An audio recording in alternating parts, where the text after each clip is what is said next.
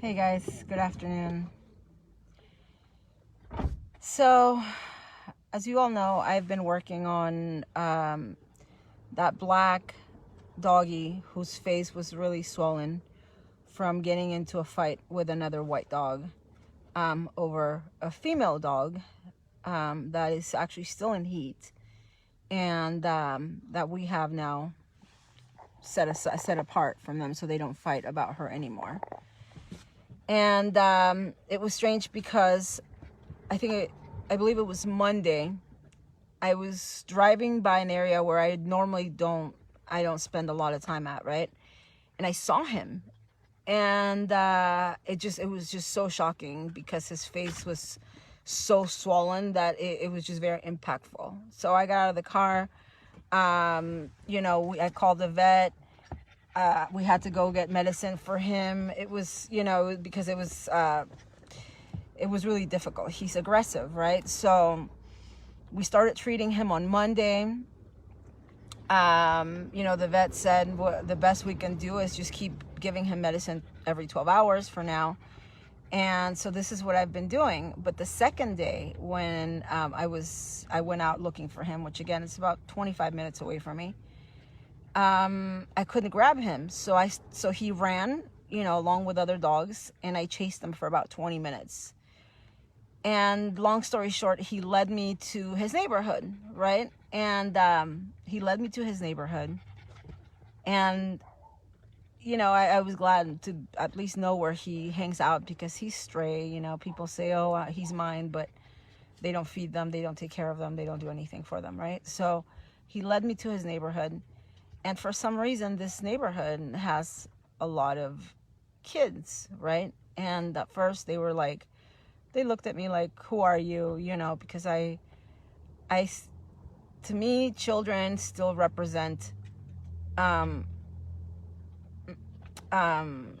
pureness. Like I feel like children still are not corrupt, And so I always reach out to them whenever I try to get answers, because adults are weird sometimes.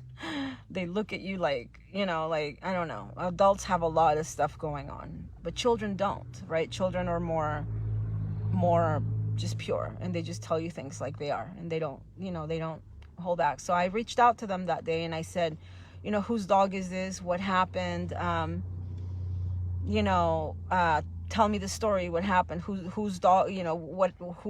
What happened to him? So they told me the whole story. Oh, he got into a fight with this one, and this is what's going on, and this one, lives here, and the other one lives over there, and they told me the entire story, right? So I spent probably about 20 minutes with them that day. I tried giving both dogs, the medicine with a weaner, and one of them wouldn't take the medicine with a weaner. So I had to drive down to the grocery store, get chicken, and then come back. And they were like, wow, you're going to go get chicken for the dogs? I said, yeah, well, because I'm trying to give them their medicine because one of the faces was so swollen, right? And, it's strange because I can tell that the kids worry about those dogs, but they can't do anything. I mean, these children are between 6 and 12 years old, right? And they were happy. They were excited that I was giving the dogs the medicine, because obviously the adults are not doing anything. These children are out there. They do nothing, especially now because of the pandemic. They don't go to school. The ones that do go to school, their school means doing some, work on some book and taking a picture of it and sending it via WhatsApp to their teachers once a week, which I can't even imagine. I can't even imagine living in, because these are really poor neighborhoods, right? And they have no money. They barely, you could tell their shoes are so old, their clothes are so old, right? And so anyway, they were excited that I gave those two dogs the medicine. And I left, and then I came back the next day, and I could tell they were happy to see me. But it was weird though, because I'm not giving them anything. It's the dogs really that I'm helping. It's not the kids that I'm helping in any way or anything. So I didn't know why they were so excited to see me. And anyway, so they tried, they were helpful once again. They were, they were, they helped me grab the dogs and whatever I needed, And anyway, I've been going back over the last, week. It's Friday now. I've been going back over the last week. And every time, it's weird because I wouldn't have gotten there if it wasn't for that dog that led me there. His name is Scooby. It's a black and white dog that was really swollen, there's no way I go into those neighborhoods if it wasn't because the dog led me there. I had to chase him there. And I've been going back, and every time I go back, first of all, they look, I can't show you their faces, obviously, for privacy reasons. I can't take pictures of them like I do with the dogs, these are children. But the sadness in their faces,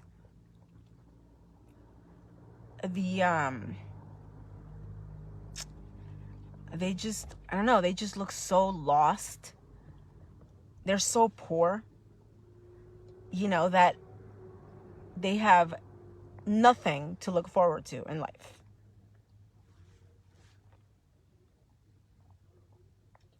They have nothing. And even seeing me once a day or twice a day or however many times I can go there, it seems to me like it's something, from the reaction, they haven't said anything. Don't think they, I can tell every time I pull up and I pull into their neighborhood, they all run to my car and they get excited. And it's something like these are kids that do nothing all day long. They have no money. They have no toys. They have no phones. They have no TVs. They have, most of them inside their homes. Obviously, they have their homes. Their parents sometimes work all day or sometimes they don't. Sometimes they're drug addicts, And most likely they don't really have much food. They just have enough to get by, I've noticed that with some of my own neighbors, which are not as poor, nowhere near as poor, but I can tell they're hungry all day. The other day, one of them was asking me for an egg.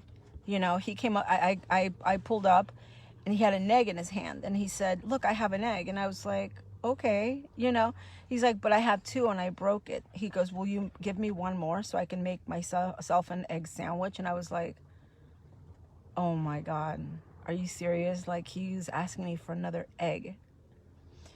So I went inside and I gave him a few eggs. And, but again, these children, my neighbors are nowhere near as poor as these children where this dog is and where these dogs are. And, but it also, just looking at their faces, right? Looking at their faces made me realize, and I've always known this, but it was so impactful for me now.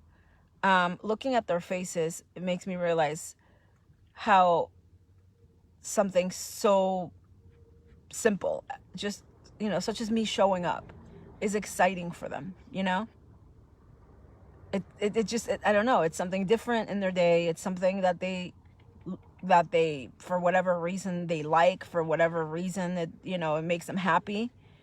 I haven't given these children anything, guys. Nothing. I haven't given them anything. Nothing. Nothing. Not a piece of candy. Nothing. And I caught one of them on one of the videos that I just did of Scooby, this black dog. He was playing with one of his little tiny toys that are, they're like dollar toys, right? That's all he has. He has this one little tiny toy. But what worries me, though, is that a lot of these children, I feel, if they had any positive influence in their lives, right? Because these children, you can see it in their faces. When I leave, they just kind of like, they just look around like, oh, okay, well, back to our whatever, but because for a second they're looking at my phone and they like it when I go live and I speak English, or they look in my car and they're like, oh, what do you got in there? Something different, or they look at the car or the phone, or maybe the way I'm dressed, or who knows, but just something different, right? And when I leave, they're just like, oh, okay, whatever. And they're kind of like the dogs, you know? They don't have anything to do. I could guarantee you they barely have a place to lay down inside their houses. They probably don't have food, like I said, inside their houses. I mean, they probably get fed like once a day and just like whatever. A lot of them eat candy with whatever money they can get their hands on. You know, they go to the little stores and get their candy or whatever. And their lives are just so empty. You know, they have nothing. But what I noticed though is that little tiny things make such a difference for them. Like little tiny things, you know. And a lot of these kids, unfortunately, you know, the ones that are maybe 9 or 10 or 11, in a few years, guys, they'll, instead of buying candy, they're going to start buying drugs. They're going to start buying, you know, meth, which is what they do in Tijuana. You know, synthetic meth, which is really cheap. It's, you know, they buy it for about $5 or something. I don't know. But it's a small amount that they can actually get their hands on at some point, you know? I mean, it's not impossible for them to get. They can find a way to get $5, and that's how they become drug addicts, right? And because they have nothing else. They had a horrible childhood. No one ever really cared for them because obviously their parents don't. Otherwise, or even if they do, they're so poor they can barely take care of, maintaining a house for them or whatever. You know, they have small houses or whatever. Some of their houses aren't even completely built yet, you know. They're built with, they're like, you know, cardboard or not, you know, not cardboard, but wood or whatever, right? And I thought, I know that I had a lot of great people growing up. I had a lot of great people around me, and what a big influence they had in my life. I mean, I had a good family and everything else, but I also grew up around people that had a huge impact in my life. That maybe if it wasn't for them, my life would have been different, you know? And I, and again, seeing their reaction, I know I'm carrying on and on because I'm just trying to like I've never even thought of this before, you know. Seeing their reaction, how excited they get, when they see me arrive. And it's a dangerous neighborhood, so I got to be careful. You know, I got to be careful because I can't stay there too long when I go. You know, I can't even imagine what it would be like to let them know that there's hope out there, that their lives don't have to be, you know, ugly and dirty, and you know, they don't have anything around them that motivates them. Nothing whatsoever. Nothing motivates them. And that's why they turn into drugs, and that's why they turn into criminals eventually. And that's how they end up running across the border and turning into drug addicts and criminals in America. And I've always said this. I knew this long ago. If people had a good life in Mexico or in their countries, they would never have to leave. They don't want to leave, you know? They even have songs about not wanting to leave. They don't want to run across the border. They don't, they don't want to, they don't want that. And anyway, I just seeing their faces, you know, a couple days ago, yesterday I gave my neighbors 2 Valentine's marshmallow pops that I got for Valentine's, and I didn't eat them because they're very, very high in sugar or whatever. They were covered with chocolate and everything else. So I said, you know, they're very high in sugar. I already had a bunch, you know, cake and all kinds of other stuff. I'm going to give it to them because they're always starving. They're always asking me for, oh, can I go to the store and get you something? And then, you know, kind of like Uber Eats or something. I'll go to the store, buy you stuff, and then you pay me, you know, because they're trying to make $1 or $2 or whatever, you know. So I gave them those marshmallow pops, and they were so happy. They were like, oh my God, you know. But anyway, these children that in this neighborhood where this dog is, it literally, like, I said, you know, maybe I can make a difference in their lives, you know. I mean, I can't really do too much, you know. I can't do too much, but sometimes I feel like in life, one small ray of hope can make a huge difference, you know? And I want to do something, and I'm going to do something about it.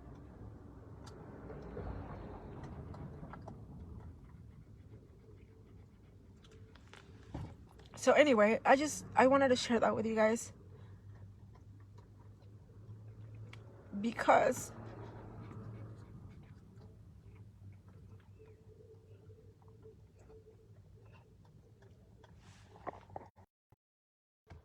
because I have hardly seen so much, what's the word? Sort of like, they are so disillusioned. They really don't have anything to live for. Nothing. Nothing. I mean, especially now with the stupid pandemic, you know? They, at least before, they used to go to school. Some of them, most of them, you know, legally they have to go to school. So, but now the schools are shut down. And one of them right now, especially one of those children right now, he just struck my heart like you guys wouldn't believe. One of them, his face, like, you know, sometimes I look at the dogs and they look lost, you know, when they're walking down the street and you can tell they have no food and they're starving, and they just look around kind of like, okay, where do I go? They're starving, they're tired, they're thirsty, you know, and they just look around. But these are dogs, you know, and that's why I do what I do. But I saw this kid right now, you know, you could see his shoes in one of my videos. You could see him playing with his little toy. And he literally just broke my heart, because I feel like if that kid felt like someone actually cares about him, you know, his life would probably change.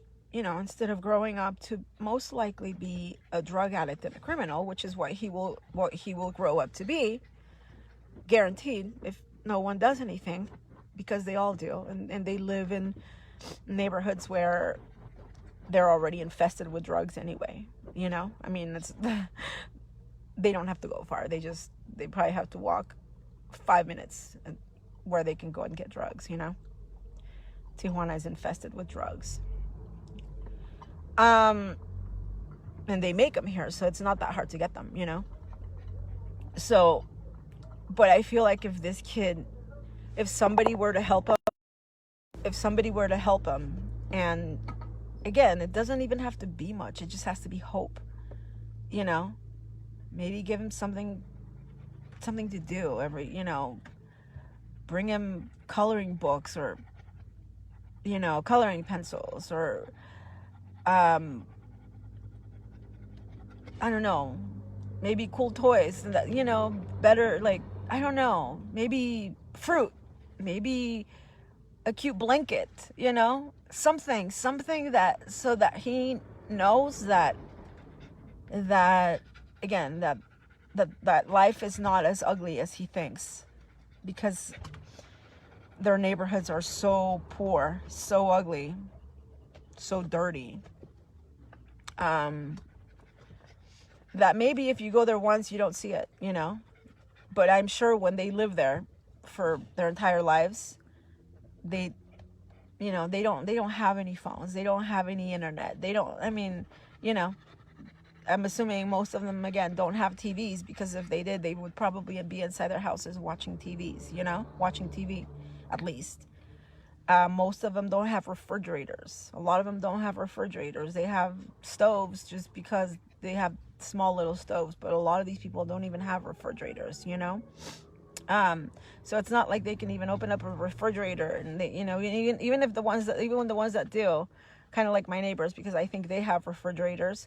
Again, they're not as poor, you know, but again, they're always hungry, and they're always asking me for work. So they're not just begging for money, they're asking me for work. Can we clean your patio? Can we help you with the dogs? Can we, you know, go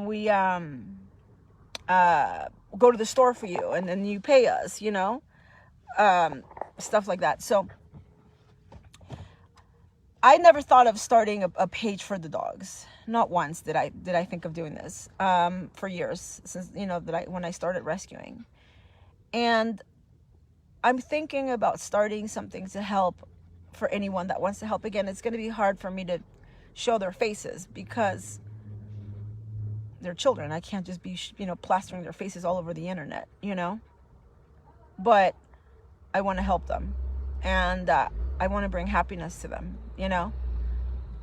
I want to do something because I'm here and I can. Maybe if I was like right now, if I, you know, what can I do for the dogs in northern Mexico that are bordered with Texas? I can't do anything. I'm not there. I can't help one of those dogs that are freezing to death, or those cats that are freezing to death. I can't. There's not much I can do. But with these children and with the dogs that are here, I can, you know. Again, not to put them in the same category. I'm just saying, you know, they both need help. And I want to see if I can do something, and whatever it may be, you know, because I feel that it could change their lives, you know. Children, I feel like our lives get determined of how we're going to be when we're children. And this is their childhood. This is what will determine the rest of their lives. And so anyway, I just wanted to share that with you guys, because it was really, this trash truck next to me is really loud. It was very impactful for me to see his face right now as I was leaving. I can't get it out of my mind, you know. And it's how excited they get when I get there, and I don't give them anything. I don't do anything for them. Nothing. All I do is give, you know, medicine to the animals, but they're thankful even for that, because they care about the animals and they don't know what to do. They, you know, their parents don't care. Nobody cares. And they appreciate even me just doing that, you know. So I'm going to start a page completely separate from this and see what I can do. I mean, if I help 1 or 2 or 3, maybe I'll make a difference, you know. Maybe. So anyway, thank you for listening. I know this was long. It's just something that just, you know, that I was not planning on even talking about right now. But when I saw his face as I was leaving, I was like, wow, I can't imagine their lives. I just can't. And unfortunately, like I said, they will probably, if they don't get any type of help, they will probably turn out to be criminals, you know, when they get older. So maybe we can help change that. Anyway, I will talk to you guys later. Thank you so much for watching, guys. Bye. Say bye, puppy. Bye, puppy. Say bye. Say bye. Say bye. Say bye. And Casper, yes, yeah, Casper too. Cachirulo. Okay. Bye, guys.